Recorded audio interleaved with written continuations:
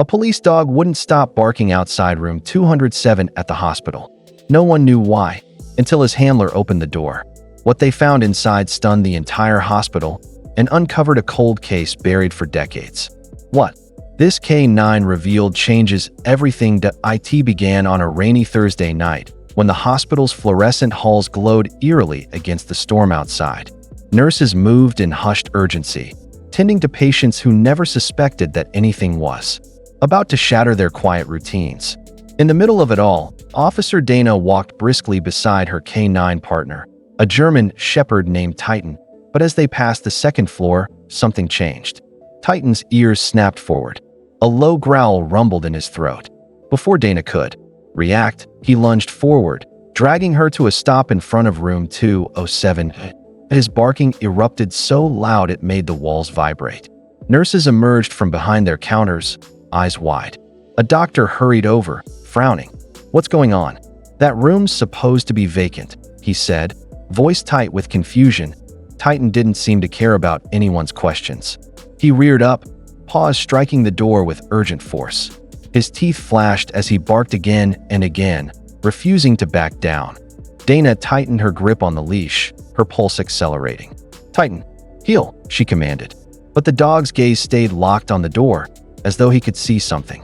No human could. A pair of security guards appeared, radios crackling with static. One reached for the handle, but Dana held up a hand. "Wait," she said, voice low. "If he's reacting like this, there's a reason. Somewhere beyond that door, something was very, very wrong." The hallway had turned into a scene of uneasy spectators. Nurses exchanged worried glances, patients peered out from cracked doors, and the storm outside battered the windows like a warning no one wanted to hear. Titan's barking never faltered, each echo bouncing off sterile walls like a countdown. A young security guard with glasses pushed past the crowd and pulled up the digital log on his tablet. He scrolled quickly, brow furrowing deeper with every line. "Room 207, he muttered under his breath. "No patient assigned. No cleaning. Crew logged. No authorized entry for the last 72 hours. Dana's grip tightened on Titan's harness. She had worked with him long enough to know this wasn't a false alarm. He detected narcotics hidden in walls, found missing children under collapsed roofs. He didn't bark without cause. A nurse clasped her hands nervously. Maybe someone wandered in. A patient with dementia? Dana shook her head. If it were that simple, he wouldn't be this agitated. Titan lunged again, teeth bared, claws scraping at the door. A deep, guttural growl rumbled from his chest, no longer just alarm, but a signal of urgency. The young guard swallowed hard. What if someone's in there and can't call for help? No one answered. The fluorescent lights above flickered, as if the building itself was holding its breath. Dana looked at the door, heart thudding against her ribs, and knew the time for wondering was almost over. Titan's barks turned raw, scraping against everyone's nerves like a siren no one could ignore. Sweat prickled along Dana's hairline as she adjusted her grip on the leash. This was no ordinary alert. This was the sound of a dog who knew life was slipping away behind that door. The supervisor arrived, an older man with a deep crease between his brows. He glanced at the trembling nurses, the security guards standing frozen, and the German shepherd snarling at the door as if it were the last barrier to something unspeakable. "What's going on here?" he demanded, his voice gravelly. Dana took a steadying breath. "Sir, Titan has never reacted this way. Whatever's in that room, it's serious." He hesitated, torn between protocol and instinct. The hospital's policy was clear. Unauthorized forced entry was to be avoided at all costs. But Titan's desperation was undeniable. The supervisor turned to the security guard with the tablet. "Confirm again. No one is supposed to be inside?" The young man swallowed. "Confirmed. Room 207 is empty." "Not anymore," Dana said quietly. For a heartbeat, the supervisor looked like he might argue.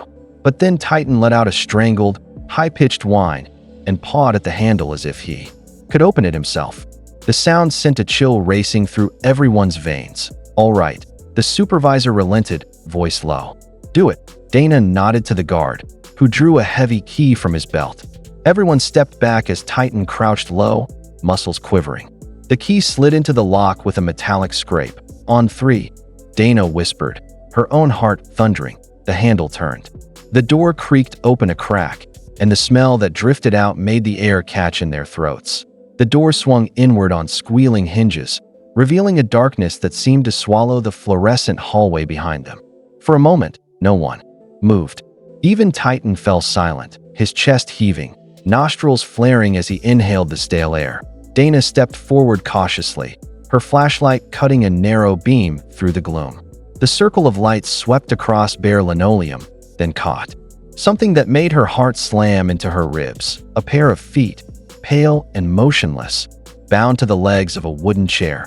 "Oh my God," whispered the nurse behind her. Titan surged past Dana with a single powerful stride, nose pressed low to the floor as he circled the figure. The beam of the flashlight followed, illuminating a young woman slumped forward, her wrists tied behind her back with rough cord. A strip of tape covered her mouth. Her hair was matted against her cheek, and her eyes fluttered open as Titan pressed his nose to her knee. "She's alive," Dana called over her shoulder, her voice ragged. The woman's gaze tracked the dog, too weak to move. Her breathing came in shallow gasps that sounded painful in the silence. The nurse rushed in with trembling hands, checking for a pulse. "We need medics now," she shouted, her voice echoing down the hall. Titan let out a soft, keening whine as he pressed against the woman's leg, refusing to move away. It was as if he understood he had found her just in time. Dana swallowed hard, trying to steady her shaking hands as she reached for her radio. No one knew how she'd ended up here, or how long she'd been fighting to stay alive in the dark. But one thing was certain. Without Titan, she never would have been found. Within minutes, the corridor filled with the blur of paramedics. There, red bags thumping to the floor as they crowded around the woman. Oxygen masks for lines and rapid voices layered over the steady beep of a portable monitor. Titan sat back on his haunches, eyes locked on her face, refusing to be pulled away. Dana knelt beside him, her palm resting against his heaving ribs. She felt the tension vibrating through his body, a primal instinct that wouldn't let him look away. "She's severely dehydrated," one medic said, voice clipped as he checked her pupils. "Possible hypothermia. We need to transport her right now." Another paramedic clipped open the ropes binding her wrists. Dark bruises ringed her skin where she'd struggled. As the tape was peeled from her mouth, she tried to speak, but only a broken sob came out. A detective stepped into the doorway, taking in the scene with grim eyes. "How the hell did she end up here?" he demanded. Dana shook her head. "I don't know, but Titan knew before any of us." Two medics lifted the woman onto a stretcher, her thin hand reaching out weakly. Titan rose and pressed his nose against her fingers, letting out a low, comforting whimper as they wheeled her into the hall. The detective met Dana's eyes. "Your dog just saved her life." Dana swallowed the lump in her throat, her voice hushed. "No, he did more than that." He refused to give up. 2 days later, the hospital lobby buzzed with reporters as the rescued woman, now recovering, clasped Dana's hand in gratitude. Titan sat calmly by her wheelchair, wearing a blue ribbon the staff had pinned to his collar. A spokesperson stepped to the microphone. This K9's relentless instincts uncovered what no human eye could see. Cameras clicked as the woman leaned down, her fingers gently brushing Titan's ears. "Thank you," she whispered, tears brimming. Dana swallowed hard, pride swelling in her chest. In that bright hallway, surrounded by applause, she knew Titan's devotion had not just saved a life, it had restored hope.